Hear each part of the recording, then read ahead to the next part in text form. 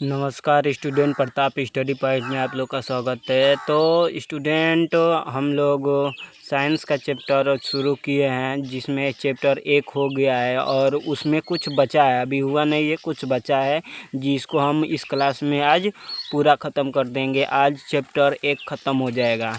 तो देखिए इसमें क्या पढ़ा जाएगा, कैसे क्या होता है, समीकरण में क्या होता है कि कैसे कौन कौन से समीकरण होते हैं उसके बारे में जानकारी देंगे। तो चलिए शुरू करते हैं। तो chapter 1, Pratap study point class 10, रासायनिक अभिक्रिया एवं समीकरण। रासायनिक अभिक्रिया के प्रकार। रासायनिक अभिक्रिया के प्रकार भी बता दिए तो पहले वीडियो में, इस बार भी बता रहे हैं कि रासायनिक अभिक्रिया के 4 प्रकार होते हैं: संयोजन अभिक्रिया, वियोजन अभिक्रिया, विस्थापन अभिक्रिया, द्विविस्थापन अभिक्रिया। संयोजन अभिक्रिया क्या होती है कि ऐसी अभिक्रिया, संयोजन अभिक्रिया देखेंगे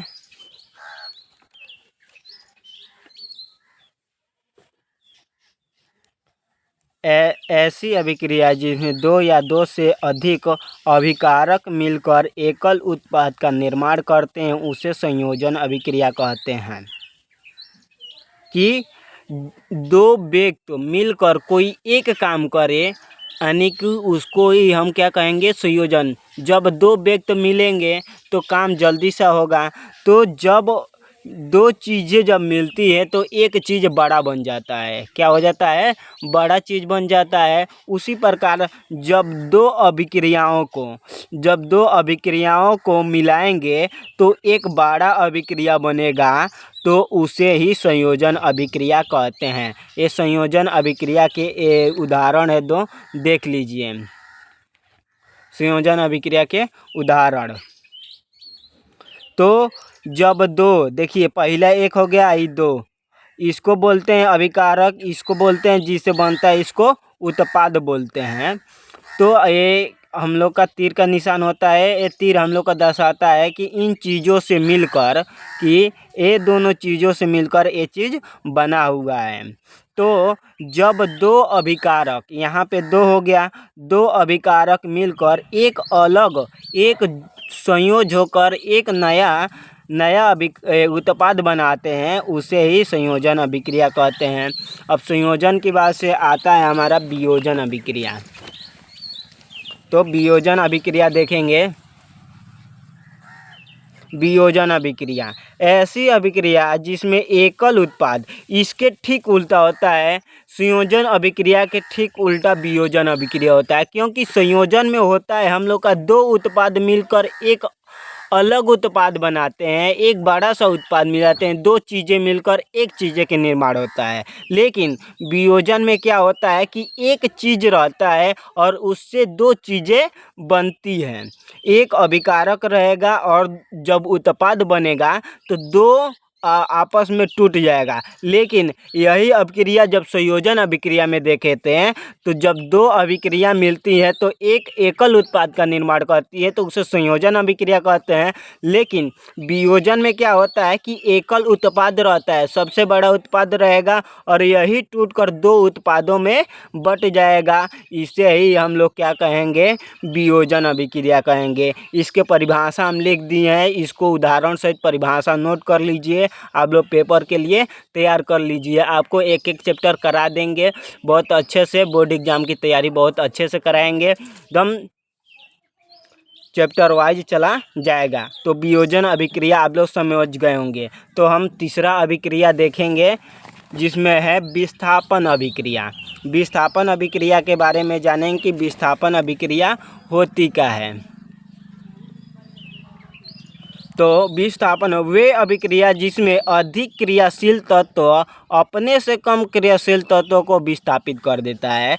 कि क्या करता है कि एक अभिकारक होता है, जो अभिकारक होता है सबसे अधिक क्रियाशील होता है, जो अभिकारक, वो क्या करता है, अपने से कम अभिक्रियाशील को क्या कर देता है, वह विस्थापित कर देता है। देखिए यहाँ पे जिंक है, तो जिंक अधिक क्रियाशील धातु थी है, तत्व है, तो इसलिए क्या कर देता है कि कॉपर को वे विस्थापित कर देता है। तो यहाँ पे कॉपर अलग हो जाता है। तो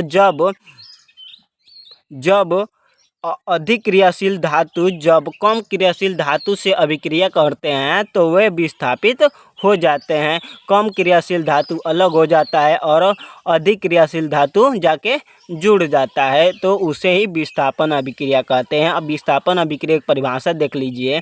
वे अभिक्रिया जिनमें अधिक क्रियाशील तत्व अपने से कम क्रियाशील तत्व को विस्थापित कर देता है विस्थापन अभिक्रिया कहलाता है। तो इन टॉपिकों को आपका कर लीजिए, नोट्स में तैयार कर लीजिए। इतना बढ़िया से अच्छे से लिख दिए हैं। और इनको PDF अगर नोट्स चाहिए तो हमारे टेलीग्राम प्रताप स्टडी पॉइंट को ज़रूर ज्वाइन कर सकते हैं, जिससे हम आपको समय पर PDF नोट्स दे सकें और लिखने में दिक्कत ना हो। उसके बाद से देखेंगे हमारा चौथा है अभिक्रिया द्विविस्थापन अभिक्रिया। द्विविस्थापन अभिक्रिया तो वे अभिक्रिया जिनमें आयनों का आदान प्रदान होता है उन्हें द्विविस्थापन अभिक्रिया कहते हैं। जिन अभिक्रियाओं में आयनों का आदान प्रदान होता है, ए आयन जाकर प्लस आयन प्लस में जुड़ जाएंगे, माइनस आयन माइनस में जुड़ जाएंगे। इसे ही देखिए यहाँ पे क्या हो रहा है कि यहाँ पे क्लोरीन क्या है, माइनस है, और यहाँ पे सोडियम प्लस है। तो क्या कहता है कि माइनस प्लस एक में जुड़ गया और उसके बाद से प्लस प्लस एक में जुड़ गया। तो जब आयनों का आदान प्रदान होता है तो उसे कौन सा अभिक्रिया कहते हैं? द्विविस्थापन अभिक्रिया। कि वे जाकर अपने क्या करता है कि यहाँ पे आयन प्लस में होता है, Na सोडियम क्या होता है प्लस में होता है, और क्लोरीन माइनस में होता है। तो एक क्या होता है कि जाकर एक में द्विविस्थापित, दोनों विस्थापित हो जाते हैं एक साथ, तो उसे ही द्विविस्थापन अभिक्रिया कहते हैं। ये परिभाषा है, आप लोग कॉपी में अब नोट्स बना लीजिए। उसके बाद से देखेंगे अपचयन अभिक्रिया। उपचयन क्या होता है? जब किसी अभिक्रिया में ऑक्सीजन की वृद्धि होती है तो उसे उपचयन अभिक्रिया कहते हैं। जब कोई अभिक्रिया कराई जाए और उसमें क्या हो कि ऑक्सीजन ज़्यादा मात्रा में हो जाए, उसे ही क्या कहेंगे? उसे ही अपचयन अभिक्रिया कहते हैं। देखिए यहाँ पे कॉपर के साथ ऑक्सीजन से अभिक्रिया कराई जाती है तो उत्पाद बनता है और इसमें वृद्धि हो जाती है। तो क्या इसको बोलेंगे हम लोग? तो इसे उपचयन अभिक्रिया कहते हैं। अपचयन अभिक्रिया क्या होता है उसके बारे में देखेंगे हम लोग।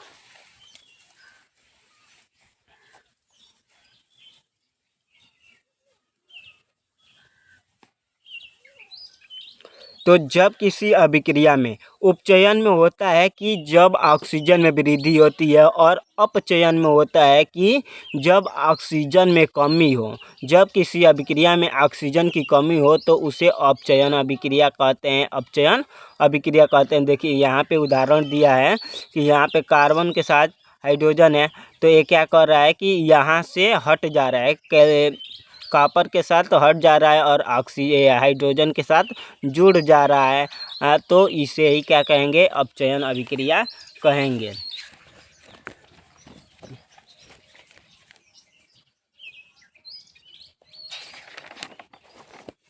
संक्षारण, अब देखेंगे हमारा एक टॉपिक है संक्षारण भी उसमें है।